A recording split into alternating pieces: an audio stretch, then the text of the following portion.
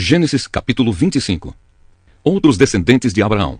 Abraão casou com outra mulher que se chamava Quetura, e ela lhe deu os seguintes filhos: Zinrã, Joksã, Medã, Midian, Isbaque e Sua. Joksã foi o pai de Seba e de Dedã. Os descendentes de Dedã foram os assureus, os letuseus e os leumeus. Os filhos de Midian foram Efá, Éfer, Enoque, Abida e Elda. Todos esses foram descendentes de Quetura. Abraão deixou tudo o que tinha para Isaque, mas deu presentes para os filhos das suas concubinas. E antes de morrer, separou-os de Isaque e mandou que fossem morar na terra do Oriente. A morte de Abraão. Abraão viveu 175 anos. Ele morreu bem velho e foi reunir-se com os seus antepassados no mundo dos mortos. Os seus filhos Isaque e Ismael o sepultaram na caverna de Macpela, que fica a leste de Manre, no campo de Efron, que era filho de Zoar, o Eteu. Este era o campo que Abraão havia comprado dos Eteus. Abraão e Sara foram sepultados ali. Depois da morte de Abraão, Deus abençoou Isaque, o filho dele, que morava perto do poço daquele que vive e me vê. Os descendentes de Ismael. Ismael, filho de Abraão e de Agar, a escrava egípcia de Sara, foi pai dos seguintes filhos, por ordem de nascimento: Nebaiote, o filho mais velho, e em seguida Quedar, Abideel, Mibsão, Misma, Dumá, Massá, Haddad, Tema, Getur, Nafis e Quedemá. São esses os 12 filhos de Ismael. As suas terras e os seus acampamentos receberam os nomes deles. Cada um era chefe da sua própria tribo. Ismael tinha 137 anos quando morreu, indo reunir-se assim com os seus antepassados no mundo dos mortos. Os descendentes de Ismael viveram na região que fica entre Avilá e Sur, a leste do Egito, ao longo da estrada que vai para a Assíria. Eles viviam separados dos outros descendentes de Abraão. O nascimento de Esaú e de Jacó. Esta é a história de Isaque, filho de Abraão. Isaque tinha 40 anos quando casou com Rebeca, filha de Betuel e irmã de Labão. Eles eram arameus e moravam na Mesopotâmia. Rebeca não podia ter filhos, e por isso Isaque orou a Deus, o Senhor, em favor dela. O Senhor ouviu a oração dele e Rebeca ficou grávida. Na barriga dela havia gêmeos, e eles lutavam um com o outro. Ela pensou assim: por que está me acontecendo uma coisa dessas? Então foi perguntar a Deus, o Senhor, e ele respondeu: no seu ventre há 2 nações. Você dará à luz 2 povos inimigos. Um será mais forte do que o outro, e o mais velho será dominado pelo mais moço. Chegou o tempo de Rebeca dar à luz, e ela teve 2 meninos. O que nasceu primeiro era vermelho e peludo como um casaco de pele. Por isso lhe deram o nome de Esaú. O segundo nasceu agarrando o calcanhar de Esaú com uma das mãos, e por isso lhe deram o nome de Jacó. Isaque tinha 60 anos quando Rebeca teve os gêmeos. Esaú vende os seus direitos de filho mais velho. Os meninos cresceram. Esaú gostava de viver no campo e se tornou um bom caçador. Jacó, pelo contrário, era um homem sossegado que gostava de ficar em casa. Isaque amava mais Esaú porque gostava de comer da carne dos animais que ele caçava. Rebeca, por sua vez, preferia Jacó.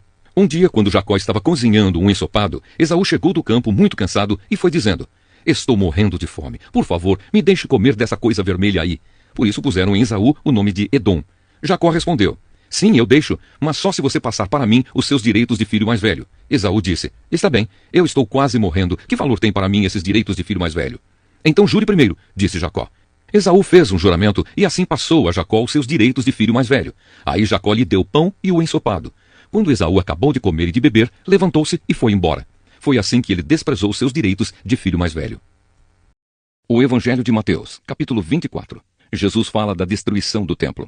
Jesus saiu do pátio do templo e, quando já estava indo embora, os seus discípulos chegaram perto dele e chamaram a sua atenção para os edifícios do templo. Então ele disse: vocês estão vendo tudo isso? Pois eu afirmo a vocês que isto é verdade. Aqui não ficará uma pedra em cima da outra. Tudo será destruído. Sofrimento e perseguições. Jesus estava sentado no Monte das Oliveiras. Então os discípulos chegaram perto dele e lhe perguntaram em particular: conte para nós quando é que isso vai acontecer? Que sinal haverá para mostrar que chegou o tempo de o Senhor voltar e de tudo acabar? Jesus respondeu: tomem cuidado para que ninguém engane vocês, porque muitos vão aparecer fingindo ser eu e dizendo: eu sou o Messias, e enganarão muitas pessoas. Não tenham medo quando ouvirem o barulho de batalhas ou notícias de guerras. Tudo isso vai acontecer, mas ainda não será o fim. Uma nação vai guerrear contra a outra e um país atacará outro. Em vários lugares haverá falta de alimentos e tremores de terra. Essas coisas serão como as primeiras dores de parto. Depois vocês serão presos e entregues para serem maltratados, e vocês serão mortos. Todos os odiarão por serem meus seguidores.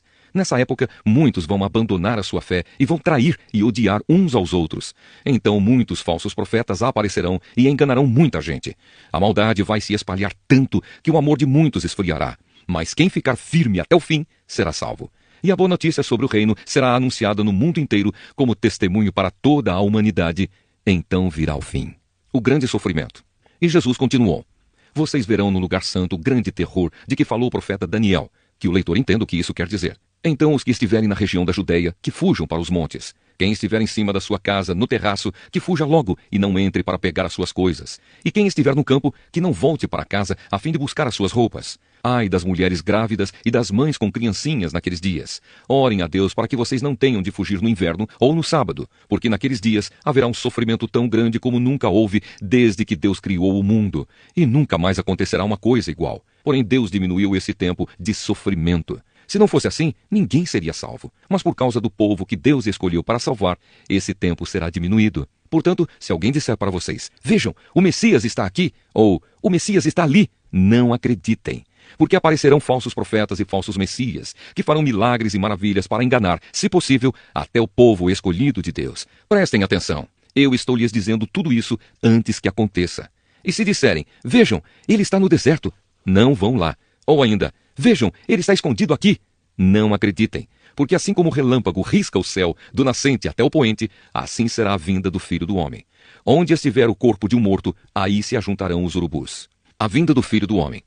Jesus disse, depois daqueles dias de sofrimento, o sol ficará escuro e a lua não brilhará mais. As estrelas cairão do céu e os poderes do espaço serão abalados. Então o sinal do Filho do Homem aparecerá no céu. Todos os povos da terra chorarão e verão o Filho do Homem descendo nas nuvens com poder e grande glória. A grande trombeta tocará e ele mandará os seus anjos para os 4 cantos da terra. E os anjos reunirão os escolhidos de Deus de um lado do mundo até o outro. A lição da figueira. Jesus disse ainda, aprendam a lição que a figueira ensina. Quando seus ramos ficam verdes e as folhas começam a brotar, vocês sabem que está chegando o verão. Assim também, quando virem acontecer essas coisas, fiquem sabendo que o tempo está perto, pronto para começar. Eu afirmo a vocês que isto é verdade. Essas coisas vão acontecer antes de morrerem todos os que agora estão vivos. O céu e a terra desaparecerão, mas as minhas palavras ficarão para sempre. O dia e a hora. Jesus continuou dizendo, mas ninguém sabe nem o dia, nem a hora em que tudo isso vai acontecer. Nem os anjos do céu, nem o Filho, mas somente o Pai. A vinda do Filho do Homem será como aquilo que aconteceu no tempo de Noé. Pois antes do dilúvio, o povo comia e bebia, e os homens e as mulheres casavam, até o dia em que Noé entrou na barca.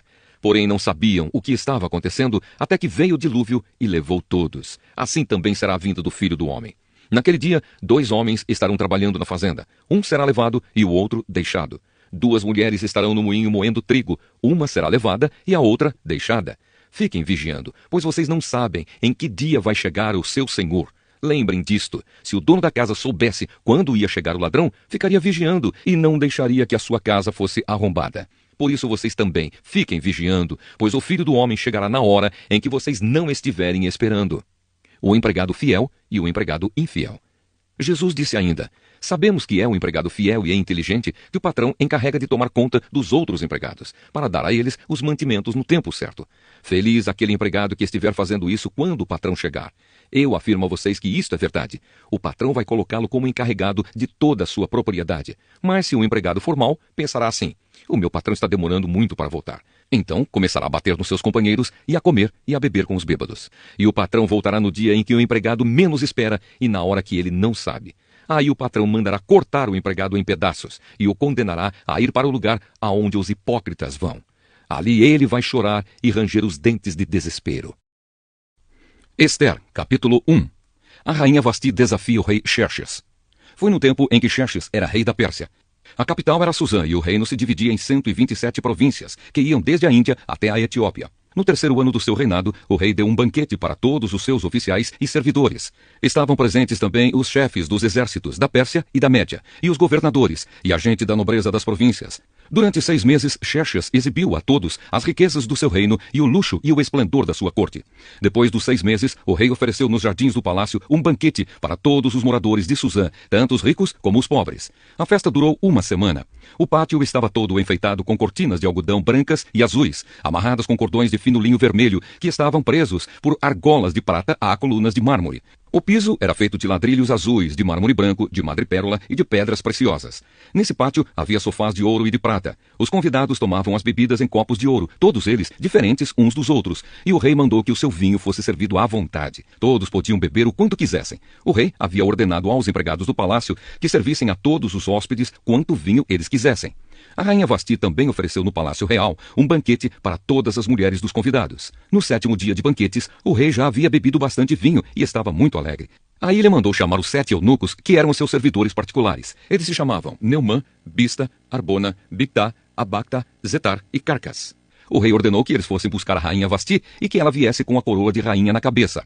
Ela era muito bonita, e o rei queria que os nobres e os outros convidados admirassem a sua beleza. Mas a rainha não atendeu à ordem do rei e por isso ele ficou furioso. Antes de tomar qualquer decisão, o rei consultava os entendidos em questões de lei e de costumes. Portanto, mandou chamar os conselheiros em quem ele tinha mais confiança, isto é, Carcena, Setar, Admata, Tarsis, Meres, Marcena e Memucã. Estes eram os 7 ministros da Pérsia e da Média, que ocupavam as mais altas posições no reino e serviam como conselheiros íntimos do rei. Ele perguntou: eu, o rei Xerxes, mandei por meio dos meus servidores uma ordem à rainha Vasti, mas ela não obedeceu. De acordo com a lei, o que deve ser feito? Aí Memucã disse ao rei e aos seus ministros: o que a rainha fez é uma ofensa, não somente contra o Senhor e os seus ministros, mas também contra os homens de todas as províncias do reino. Pois quando em todo o reino as mulheres souberem do que a rainha fez, elas irão desprezar os seus maridos e vão dizer: o rei Xerxes mandou buscar a rainha Vasti e ela não foi. Hoje mesmo, continuou Memucã, as mulheres das altas autoridades da Pérsia e da Média vão saber do que a rainha Vasti fez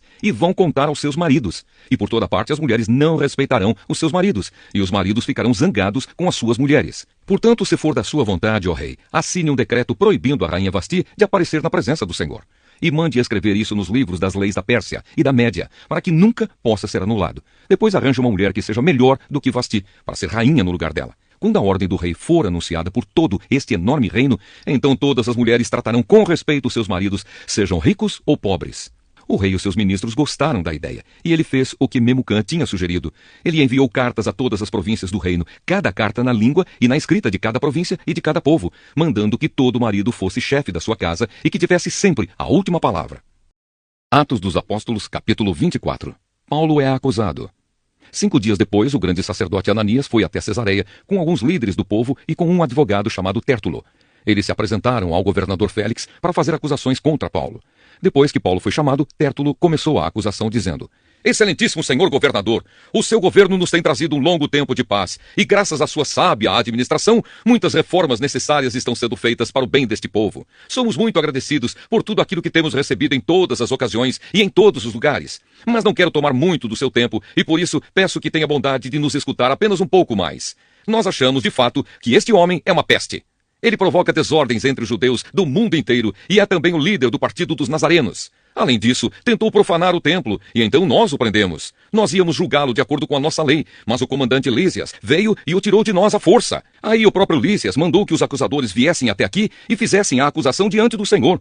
Se o Senhor fizer perguntas a este homem, ele mesmo confirmará todas as acusações que estamos fazendo contra ele.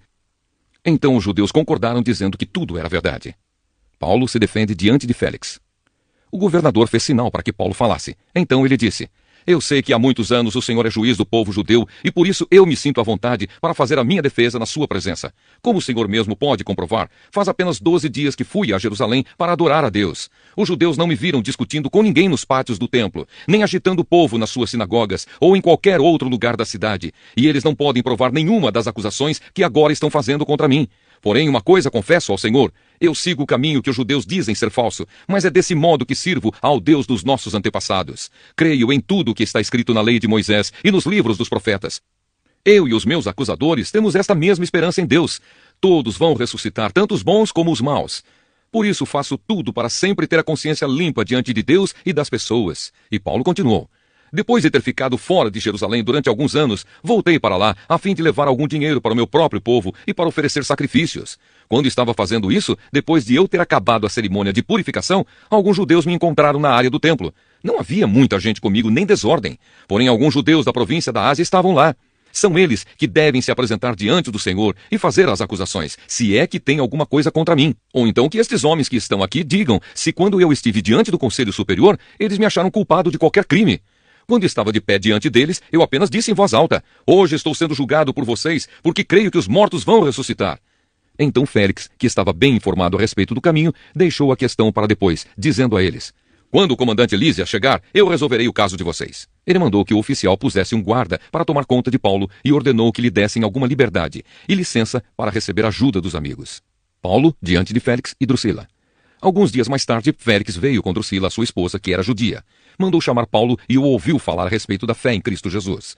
Mas quando Paulo começou a falar sobre uma vida correta, o domínio próprio e o dia do juízo final, Félix ficou com medo e disse: "Agora pode ir. Quando eu puder, chamarei você de novo." Além disso, Félix esperava que Paulo lhe desse algum dinheiro. Por isso o chamava muitas vezes e conversava com ele. 2 anos depois, Pórcio Festo ficou no lugar de Félix como governador. Félix queria agradar os judeus. Por isso, ao sair, deixou Paulo na prisão.